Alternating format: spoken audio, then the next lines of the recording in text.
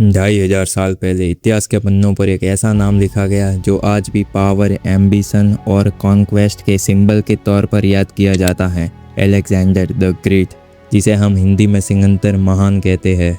लेकिन सवाल ये है, क्या सिकंदर सिर्फ एक विजेता था या उसके पीछे छुपी थी एक ऐसी कहानी जो उसे महान बनाती थी। आज हम आपको ले चलेंगे उसके पूरे जीवन के सफ़र पर, उसके जन्म से लेकर उसकी आखिरी सांस तक, एक ऐसी कहानी जो आपको अंत तक बांधे रखेगी। 356 ईसा पूर्व मैसेडोनिया के पेला शहर में एक बच्चे का जन्म होता है। उसके पिता थे फिलिप्स द सेकंड, एक महान योद्धा और रणनीतिकार, और उसकी माँ थी ओलंपियस, जिसके बारे में कहा जाता है कि वे बेहद रहस्यमयी और आध्यात्मिक थी। कहते हैं जिस रात सिकंदर का जन्म हुआ उसी रात एक मंदिर में आग लग गई और लोगों ने इसे एक संकेत माना कि दुनिया में कोई असाधारण व्यक्ति आ चुका है। सिकंदर बचपन से ही अलग था, जहां बाकी बच्चे खेलते थे वहां वह वीरों की कहानियां सुनता था।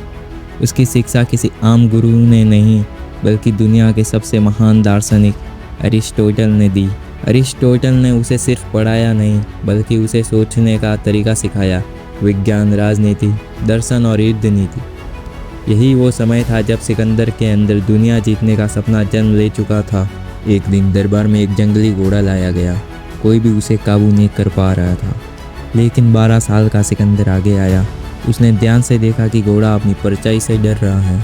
उसने उसे सूरज की ओर घुमाया और धीरे धीरे उसे शांत कर लिया। इस घोड़े का नाम था ब्यूसेफेलस, जो आगे चलकर सिकंदर का सबसे वफादार साथी बना। उसके पिता ने उसी दिन कहा था, मैसेडोनिया तुम्हारे लिए छोटा है, तुम्हें दुनिया जीतनी है।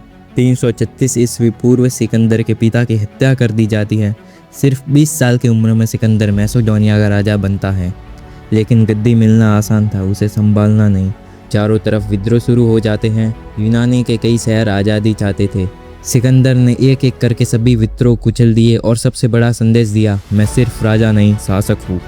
अब सिकंदर की नज़र थी पर्शियन साम्राज्य पर, जो उस समय का दुनिया का सबसे बड़ा साम्राज्य था। 334 ईसा पूर्व सिकंदर अपनी सेना के साथ एशिया की ओर बढ़ता है। पहली बड़ी लड़ाई होती है ग्रेनिकस का युद्ध। उसके बाद एक एक करके जीत का सिलसिला शुरू हो जाता है। दोनों के बीच कई बड़ी लड़ाइयाँ हुई, खासकर इस्सस और गोगा मेला की लड़ाई में सिकंदर की सेना छोटी थी, लेकिन उसकी रणनीति बड़ी थी।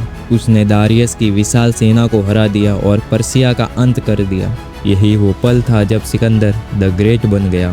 पर्सिया जीतने के बाद सिकंदर मिस्र पहुंचा। वहां के लोगों ने उसे मुक्तिदाता माना और उसे भगवान का पुत्र घोषित कर दिया। यही उसने एक शहर बसाया, अलेक्जेंड्रिया, जो आगे चलकर ज्ञान और संस्कृति का केंद्र बना।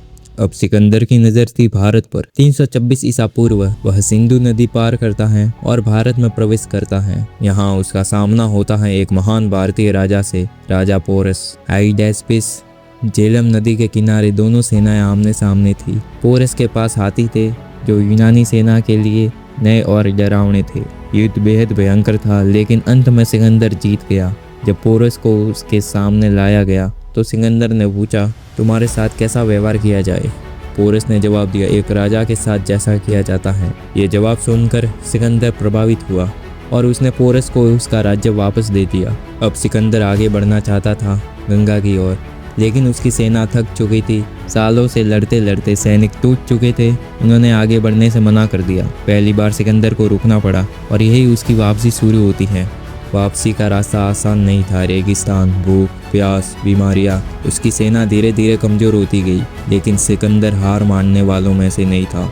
इस दौरान उसने अपने कई करीबी दोस्तों को खो दिया। सबसे बड़ा झटका तब लगा जब उसका प्रिय घोड़ा ब्यूसेफेलस मर गया।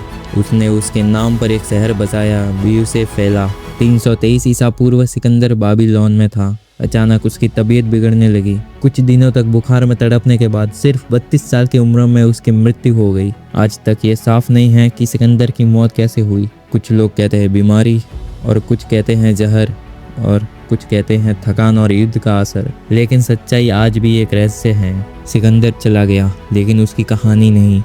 उसने एक ऐसा साम्राज्य बनाया जो ग्रीस से लेकर भारत तक फैला था।